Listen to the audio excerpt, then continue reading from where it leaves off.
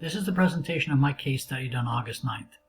My client was Lester, not his real name, a young man currently out of work and attending the employment preparation program where I'm doing my practicum. He was quite receptive to doing the interview. I explained that the purpose of the interview was to create a life role profile. I described his role as a volunteer subject and explained the process of the interview. We discussed confidentiality, that I would not use his name and he could stop at any time, and I mentioned the exceptions of serious crime and self-harm. I sat beside the client, angled slightly towards him, assuming a relaxed, open posture, and told him that I was very pleased to have the opportunity to do this interview. I told him that he could be sure that I would give him my full attention. Here I'm attending. We began the interview with some casual conversation in order to build rapport and put the subject at ease. We did a card sort exercise. In the definitely interested pile, the client put all the management career cards. That is the path he wants to follow. This is significant to me because it shows he has given considerable thought to his future and his choice was in alignment with his personality, indicating strong self-awareness. Such a career for this client would demonstrate congruence, according to Holland, or a fit, as Inkset, Dries, and Arnold might say. When asked about meaningfulness, he said he thought it was those things that contribute to the quality of a person's life. I asked him, "Do you mind if we talk about meaningfulness for a while?" Closed-ended question. He agreed. So I asked the client, "In the best of all worlds, what would you want to get out of life?" Open-ended question. He paused for a while and thought about it. Silence, giving control of content and pace to the client. "Well," he said, "I guess it would be love, marriage, children, and a nice house." This is significant to me because it indicates that the client can conceptualize a future of tangible, significant goals which are specific, achievable, measurable, and relevant, if not yet time-bound. I said, "Okay, let's say that you're 70 years old, and if you lived your life exactly as you wanted to, how would you describe your life in retrospect?" "Well," he said, "I'd like to tell you all about it. I started my career in a small way, but it grew and grew because of my tenacity, my confidence, and because I never compromised on my values." Now, this is significant because his future goals are not yet measurable, but he can imagine himself in time and his career as a steady continuum. When he described his future, he became animated, gesturing with his hands. "Very good," I told him, matching his hands gestures. Here I was demonstrating listening skills, showing attentiveness, matching the body language of the client. Then I told him, "Imagine your life without any barriers or restrictions. If you could be doing anything, anywhere, what would it be?" He paused for a while thinking. Again, silence, giving control of content and pace to the client. Finally, he said that he would be in Vancouver, the city where he was born, making films. So I said, "Let me see if I'm seeing the same picture. You're in Vancouver, you're working in the film industry, a wife, kids, nice house, and your career has grown until you became a success because of your tenacity, your confidence, and having never compromised on your values." Here I'm reflecting, showing the client his story is being listened to. "Exactly," he said. I said, "Have you ever thought about writing a screenplay? You know a lot about a lot of subjects and you have acting experience. Have you ever considered writing a script?" "Oh, maybe I will," he said. Now here I was using positive asset search to get him to think about some unexplored skills and talents. Here, by exploring meaningfulness issues, asking open-ended questions, and listening, I'm eliciting possible outcomes and future options expressed by the client. The direction of the interview kept going back to his future vision of himself as a manager or consultant. I gave the client a degree of control over the direction that we took in the interview. I asked him if we could talk about his values. Closed-ended question. "When I say values, Lester, what do you think of?" Open-ended question.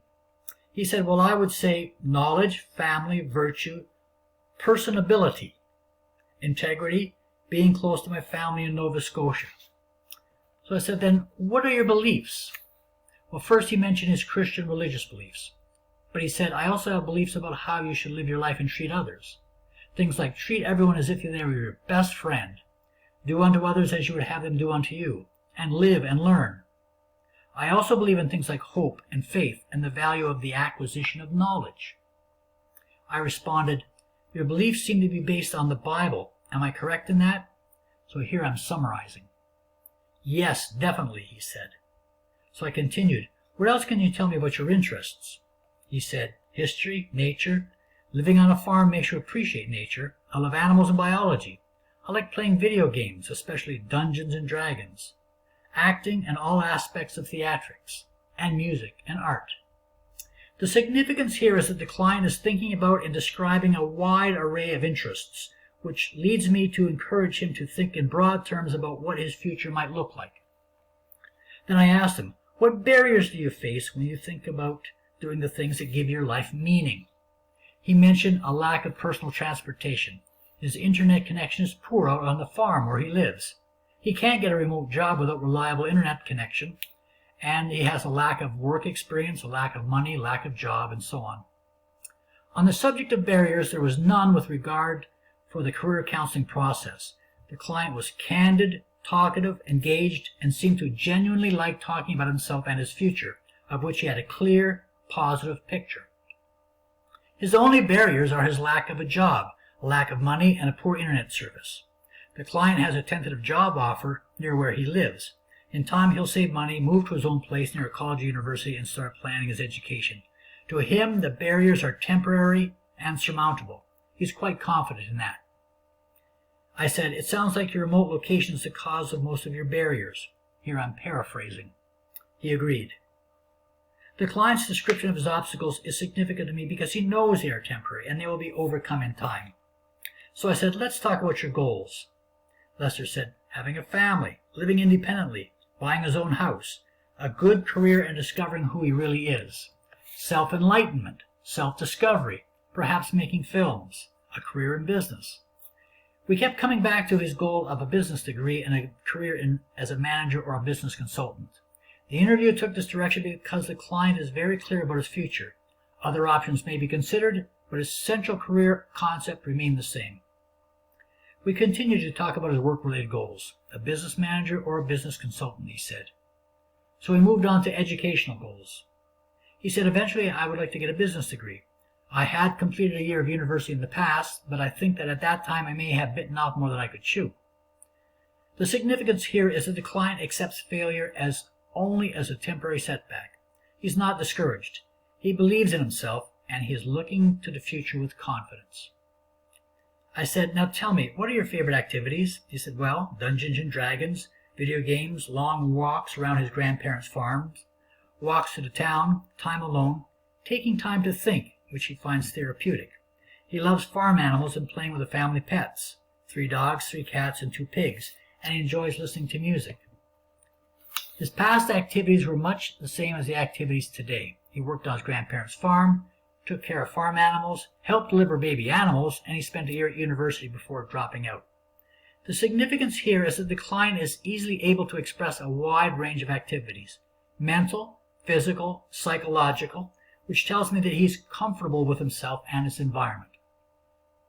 Asked about his needs, he explained that he needs information about business programs at local universities and colleges, but first a job to save money for tuition, and perhaps someday a mentor.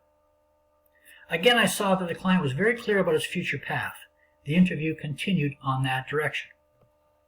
I asked about his tools and techniques. He said that he considered these to be his soft skills, aptitudes he has and is well aware of, like friendliness, a personable attitude, and the fact that he is knowledgeable on a wide range of subjects. As a sometime actor, he has a good speaking voice, a positive attitude, tenacity, and he's not discouraged by failure. He is persistent in the pursuit of his dreams. The significance of that is that the client is aware of what future employers will need, soft skills which he has now in abundance, and hard skills which he will gain from university and work experience. Conclusion. Lester and I studied the rough draft of the life role analysis that I filled out as we were talking. He said that it was an interesting picture of his present and future lives. To me, the significance here is that the client was fully engaged in the interview, the card sort activity, the development of the life role portrait, and the fact that he appreciated the results. There was a high degree of collaboration, and I believe that I had established and maintained trustworthiness throughout. We plan to review the information next week when I see him for our weekly session. He said his short-term goal is still to get a job and start saving for university. His long-term goal, a career in business. On that point, he is very clear. Again, the interview kept coming back to his clear future career goal.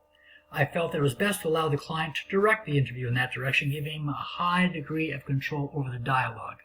But, he said, smiling, acting is an option, and I might think about writing a film script like you said.